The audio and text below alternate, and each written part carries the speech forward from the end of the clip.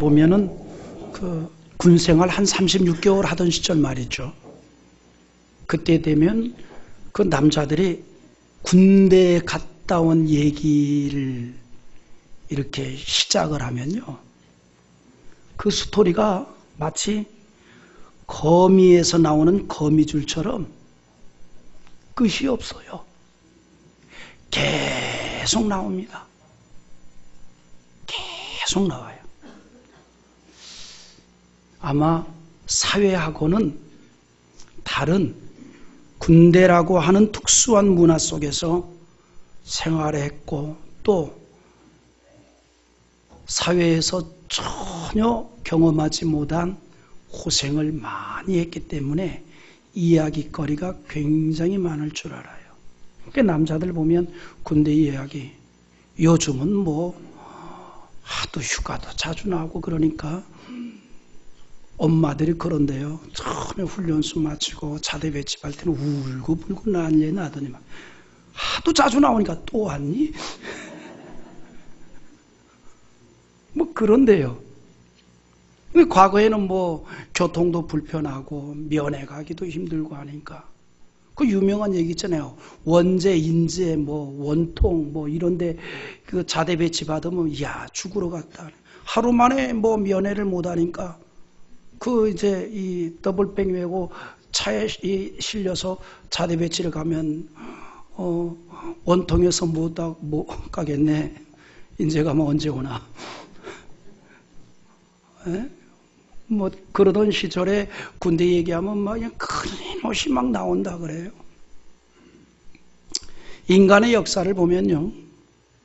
어떤 큰 일을 이룬 사람들에게는 많은 이야기거리가 있습니다. 아마 미루어 짐작하건대 큰 일을 이룬 만큼 그 속에 고난도 많이 있었기 때문일 겁니다. 우리가 그런 게 있잖아요. 남의 일은 쉬워 보이잖아요. 그래서 어떤 사람이 어떤 큰 일을 이루고 나서 보면 그저 쉽게 이룬 것 같지만 그 속에 표현이 안 된, 드러나지 않지만 있었던 많은 어려움들이 있었단 말이죠. 그래서 어떤 큰 일을 이룬 사람들에게는 그 이야기거리가 많이 있어요. 고난을 많이 겪은 사람들은 또 이야기거리가 많이 있습니다. 바울 사도가 그랬습니다. 우리가 성경을 통해서 보았듯이 바울이 정말 큰 열매를 많이 맺었잖아요. 오죽했으면 후대에 이 바울에 대해서 예찬한 사람들이 참 많이 있는데 심지어는 무신론자들까지도 바울을 극찬을 했어요. 무신론자들까지도. 그 대표적인 사람이 무신론 철학자 니체 아니에요? 그는 신은 없다라고 외쳤던 유명한 철학자입니다. 그런데 신은 없다라고 외쳤던 그 유명한 철학자가 바울에 있어서만큼은 인정을 해요. 바울을 인정했다 이 말이에요. 그가 한 말이 있습니다. 뭐라고 얘기했는고 하니 기독교를 기독교 되게 한 것은 바울의 천재성 때문이다 이렇게 말해요. 그러니까 바울이란 자가 기독교를 기독교 되게 했다라고 하면서 바울을 인정을 합니다. 신은 없다라고 주장했던 사람이에요. 바울에 대해서 대단히 높이 평가했어요. 그 전에 어떤 효자 아들이 그런 말을 해요.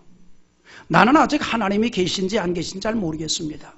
그러나 내 어머니가 하나님이 계시다고 하니 나는 믿습니다. 아, 훌륭한 아들 뒀어요. 그는 그 어머니를 그렇게 신뢰하는 거예요. 대단히 신뢰하는 거죠. 여러분이 남편이 여러분에 대해서 그렇게 얘기했으면 좋겠어요.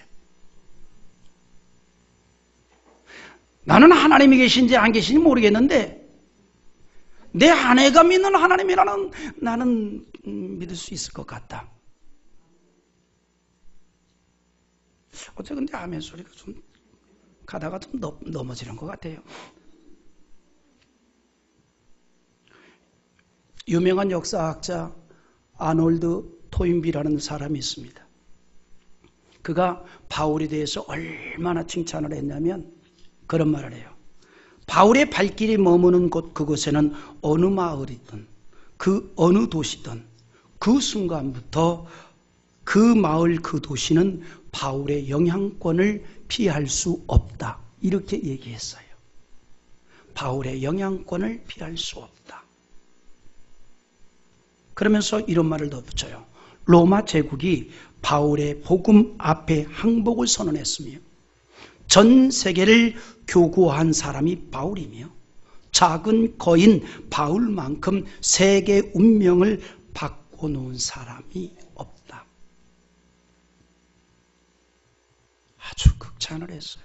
바울이 세계 역사를 바꿔놨다는 거예요. 그렇습니다. 기독교를 설명할 때 빼놓을 수 없는 지도자 중 한 사람이 바울입니다. 엄청난 역사를 이루었어요. 그런데 중요한 사실이 있습니다. 바울의 사역은 혼자 이룬 사역이 아니라는 거예요. 이게 중요한 거예요. 하나님은요, 인간이 혼자 살도록 만들지 않았습니다. 흔히 어떤 사람이 그런 말해요. 나는 내 멋에 산다. 나는 나 혼자 산다.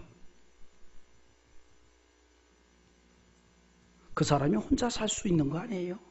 난 그렇게 얘기하는 사람은 아무것도 걸치지 않고 빨가벗은 줄 알았더니 다 입고 있더라고. 그거 뭐 자기가 재단에서 자기가 원단 만들어가지고 자기가 옷 해 입었나? 누군가 만들어진 거 입는 거 아니에요? 물론 뭐 내 돈 가지고 내가 샀다 그러는데 그 경제 구조를 만든 것도 자기가 만든 거 아니잖아요. 인간은요, 혼자 살 수 있는 존재가 아니에요. 인간은 혼자 살 수 있는 존재가 아닙니다.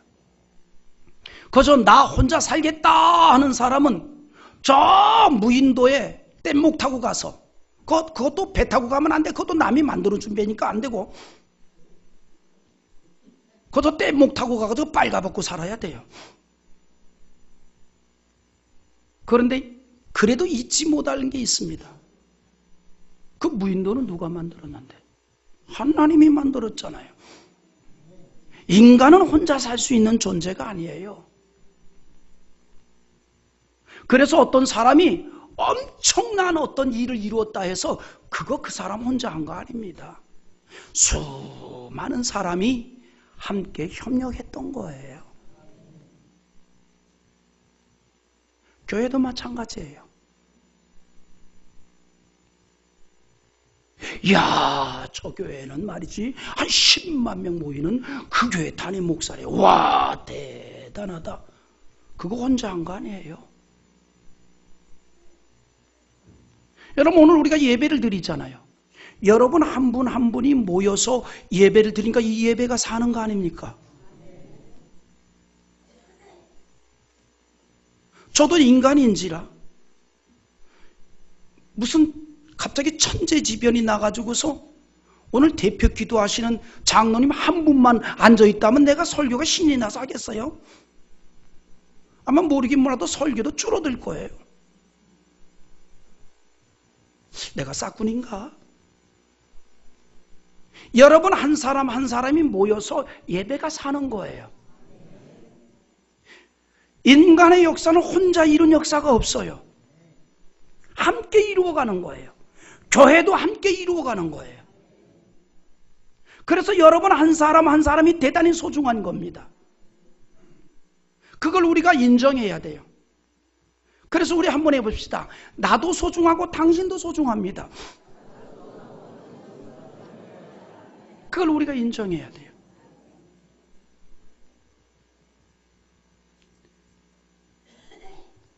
바울이 엄청난 역사를 이루었어요. 이방인들조차도 바울의 그 이루어놓은 역사에 대해서 인정을 했어요. 그러나 바울의 사역은 혼자 이룬 사역이 아닙니다. 하나님께서 함께할 일꾼을 예비하셨고 그 예비된 일꾼들과 함께 복음을 전파했어요. 여러분, 이것이 하나님이 일하시는 방법이에요. 주님의 일은 혼자 하지 않도록 하셨습니다. 항상 함께 하도록 했어요. 그러므로 예수님께서도요, 전도자를 보내실 때에 혼자 보내지 않고 두 명씩 짝을 보내서 보냈어요. 성경 한번 읽어볼까요? 누가복음 10장 1절입니다. 시작. 그 후에 주께서 따로 70인을 세우사 친히 가시려는 각 동네와 각 지역으로 둘씩 앞서 보냈습니다. 제가요, 이 말을 들어보니까 가만히 읽어보면요, 우리 예수님은 디테일이 굉장히 강한 분이에요. 70명을 모아서 전도를 보냈는데 그저 70명을 딱 모아놓고 기도하고 알아서 가라, 알아서 가세요, 이렇게 말씀하지 않았어요. 아주 디테일 있게 70명 중에서 둘씩 짝을 보내시고 그 다음에 뭐라고 말씀했어요? 본문에 예수님이 가려고 한 지역에 먼저 각기 보내셨대요. 굉장히 디테일해요. 요즘 우리로 말하면 그런 거예요. 이렇게 전도하러 나온 사람 놓고서 둘씩 짝을 맺어서 여기는 저 힐스테이트 2차 가세요. 여기는 1차 가세요. 여기는 성남동 저 맞은편으로 가세요. 여기는 하대원 가세요. 구체적으로 얘기했다는 거예요. 디테일 있게. 그래서 내가 가만히 보니까 목회도 디테일하게, 광고도 디테일하게 해야 되겠다. 그래서 재직 세미나 헌신 예배 같은 거 할 때에 그저 깔끔하게 차려입고 오세요, 이렇게 하지 말고 남자들은 될 수 있으면 넥타이 매고 양복 입고 오세요. 여자들은 한복 입고 오세요. 그리고 드라이는 왼쪽으로 올려주세요. 뭐 이렇게 구체적으로 해야 되겠다는 생각이 들어요.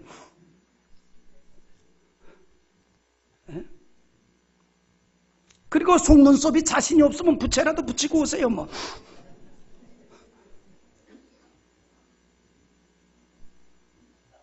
뭐 웃자는 얘기인데, 그러나 성경에 보니까 예수님께서도 혼자가 아니라 함께 하라는 거예요.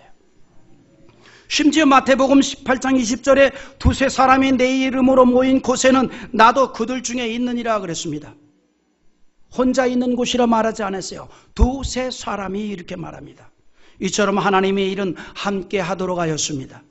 그래서 바울 사도 역시 함께한 일꾼들을 허락해 주셨던 것입니다.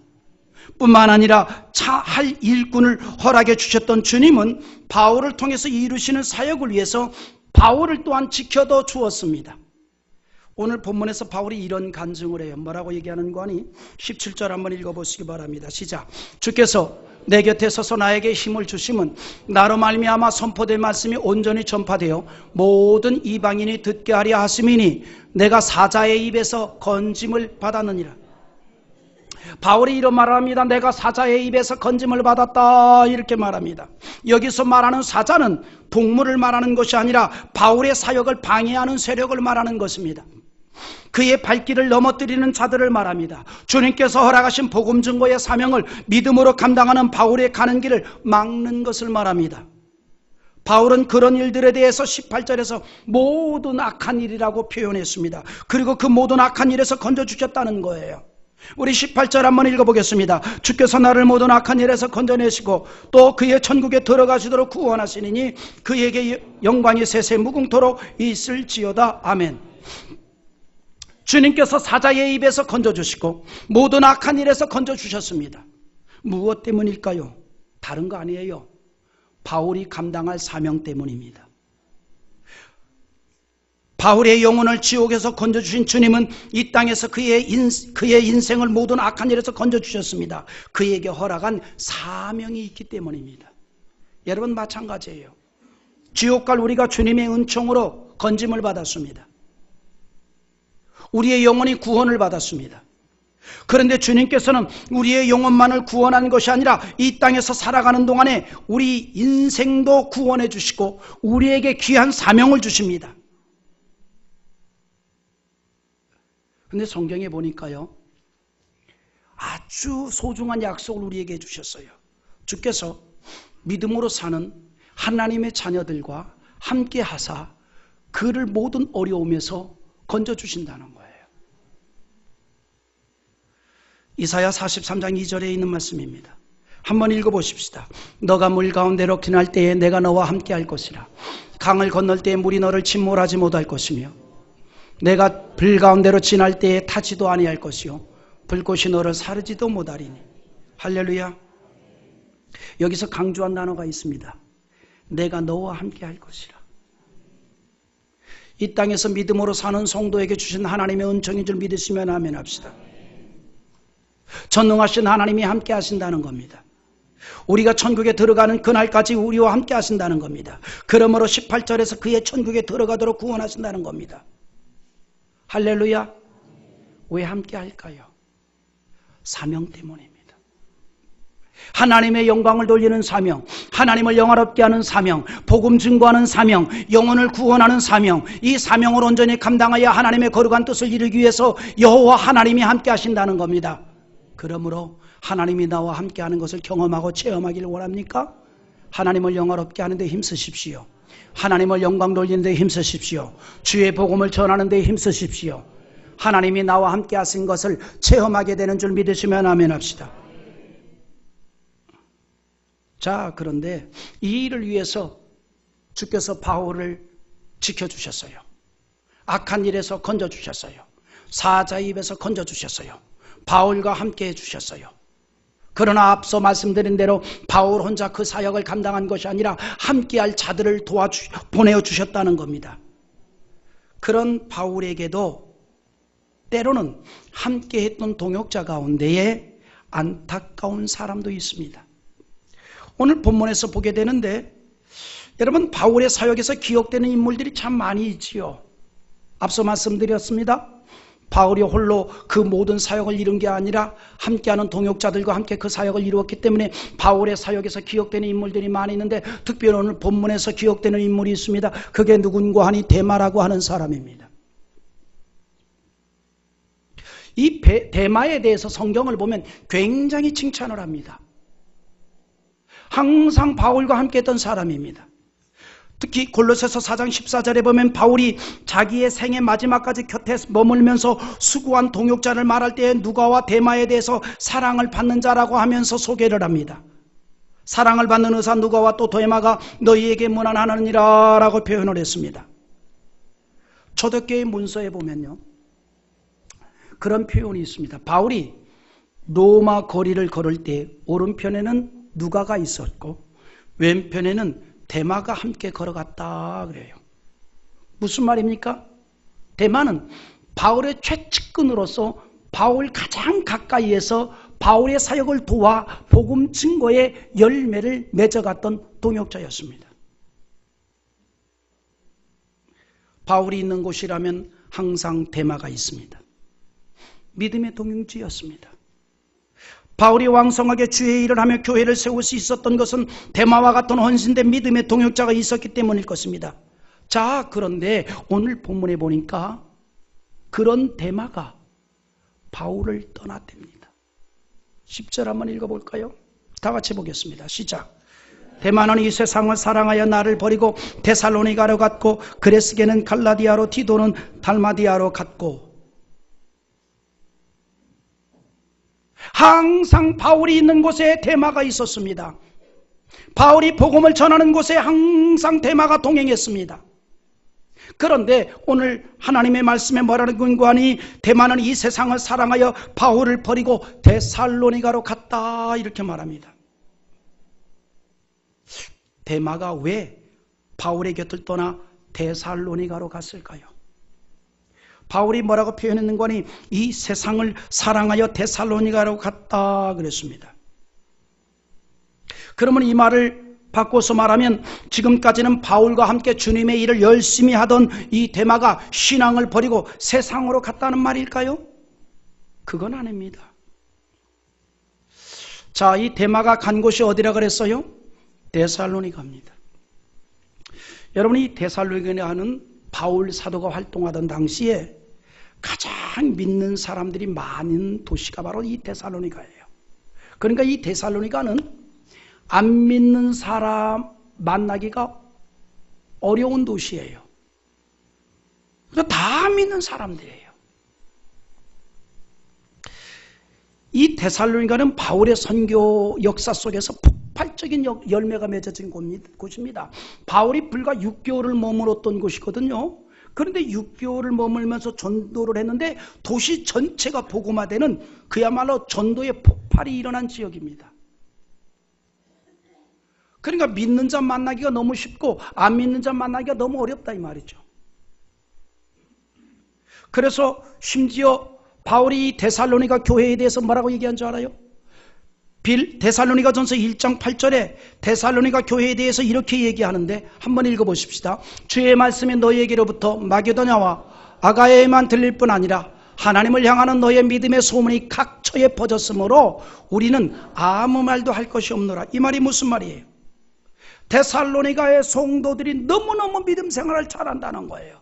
데살로니가 지역에 있는 크리스찬들이 너무너무 신앙 안에 있다는 것이에요. 그것이 각처로 소문이 났는데 꼭 장대교회 같다는 얘기죠. 이럴 때는 아멘 하세요. 송곳으로도 마음으로도 믿어 의에 이르고 입으로 시인하여 구원을 얻는다 했는데 지금부터 잘하면 되는 거지 뭐. 아멘입니까? 그래서 바울이 이렇게 말합니다. 우리는 아무 말도 할 것이 없노라. 다시 말해서 데살로니가 교회 성도들에 대해서 신앙적으로 권면할 말이 필요가 없다는 거예요. 사람으로 말하면 버릴 게 하나도 없는 사람을 말합니다. 거저 얘기하면은 이야기도 잘하고 예의를 차리면 예의도 잘 차리고 음식을 만들면 음식도 잘 만들고 뭐 그런 거예요. 말하자면 데살로니가 교우들이 그랬단 말이죠. 그러니까 바울이 뭐라는 거니? 우리는 아무 말도 할 것이 없노라. 너무너무 잘해. 권면할 게 없다 이 말입니다. 그래서 바울은 데살로니가 성도들의 믿음과 신앙생활에 대해서 더 말할 필요가 없을 정도로 잘하고 있다고 표현했습니다. 데마가 바로 그 데살로니가로 갔어요. 지금 바울은요 1차, 2차, 3차 전도 여행을 마치고 예루살렘에서 붙잡혀서 로마로 압송을 당하여 가지고 노년의 감금 상태입니다. 지금 핍박을 당하고 있는 상태입니다. 그런데 그 바울을 떠나서 데살로니가로 갔어요. 왜 갔을까? 당시에 앞서 말씀드린 대로 데살로니가는 기독교가 아주 왕성한 도시입니다. 그렇기 때문에 로마에 있는 많은 기독교인들이 박해를 피해서 간 곳이 바로 데살로니가예요. 야, 더 이상 로마에서는 내가 신앙생활을 할 수가 없다. 핍박과 박해로 인해서 주를 믿을 수가 없다. 그러니까 우리가 주를 섬기기 위해서 이사를 가자. 그래서 간 곳이 바로 데살로니가예요. 당시 많은 로마에 있는 크리스찬들이 신앙을 지키고 믿음 생활을 잘하기 위해서 이사 간 곳이 바로 이 데살로니가입니다. 그곳에 가면 박해나 고난이 없이도 얼마든지 믿음 생활을 잘할 수 있기 때문에 대부분의 성도들이 데살로니가를 선호하고 이주를 했던 것입니다. 바로 이 행렬에 데마가 낀 거예요. 바울과 함께 복음을 위해서라면 목숨까지도 버리기로 약속을 했고 주의 일을 위해서 생사고락을 함께 하기로 했던 데마가 그 행렬에 편성을 했던 겁니다. 그래서 데마가 바울을 떠났다고 해서 신앙을 포기한 건 아닙니다. 다만 그는 희생적인 신앙을 포기한 거예요. 이제는 편안한 신앙생활을 원했던 것입니다. 데마는 바울과 함께 로마에 머물러 있는 동안 박해의 위험성을 실감했습니다. 더군다나 이제는 바울도 죽는다고 하니 더 이상 로마에 있을 필요가 없었던 거예요.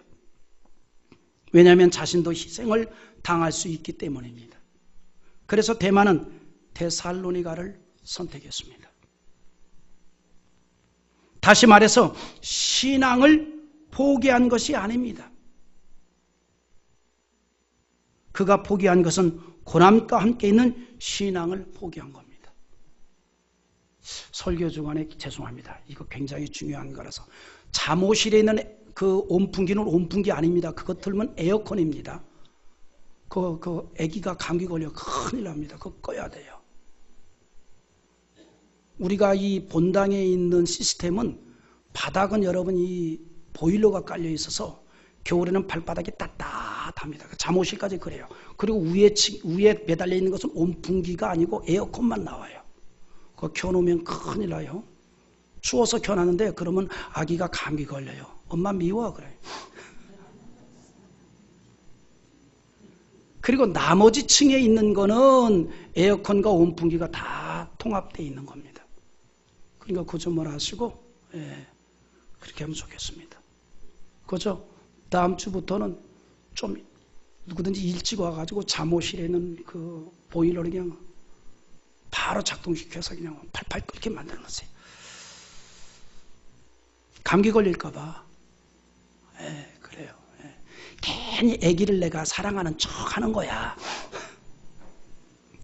손자가 없는 사람 말을 하지 말아요.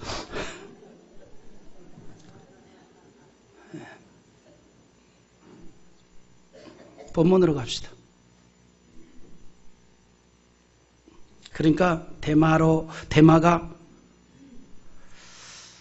생각해 보니까 바울도 이제 곧 순교를 당할 것 같고 여기 계속 머물러 있으면 박해를 당할 것 같고 핍박을 당할 것 같고 나도 죽음을 당할 것 같고 그러니 다른 연희 크리스찬들이 저 데살로니가로 가서 신앙생활 하는 것처럼 나도 편안히 데살로니가로 가서 신앙생활 하는 게 좋겠다. 그리고 감금된 바울을 두고 데살로니가로 갔던 거예요. 여러분 우리로 말하면 이런 내용입니다. 주님을 위해서 열심히 헌신하던 일꾼이 어느 날 갑자기 마음이 바뀌었어요.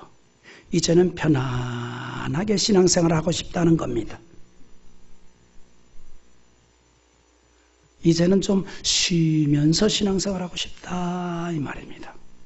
그죠? 연세가 많은 분들이 그런 얘기하면 이해가 가요. 여기서 연세가 많다는 것은 80 이상 된 분을 얘기하는 거예요. 그런데 이제 겨우 40 중반이나 후반이나 50 된 사람이 이제는 좀 쉬면서 젊은 분들에게 이 주의 일을 하게 해야 되겠다라고 하는 얘기를 들으면 참 그저 설교 시간에 이런 표현에서 보면 참 같잖아요. 참 어린 사람들이 젊은 사람들이 그렇게 얘기하는 사람들에게 대놓고 참 권사님 지금 보니까 되게 늙었네. 그러면 또 시험 들어요.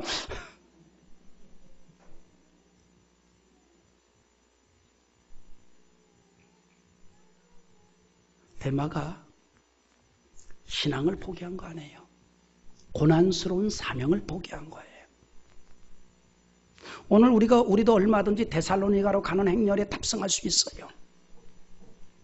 이제는 편안하게 신앙생활하면 좋겠다.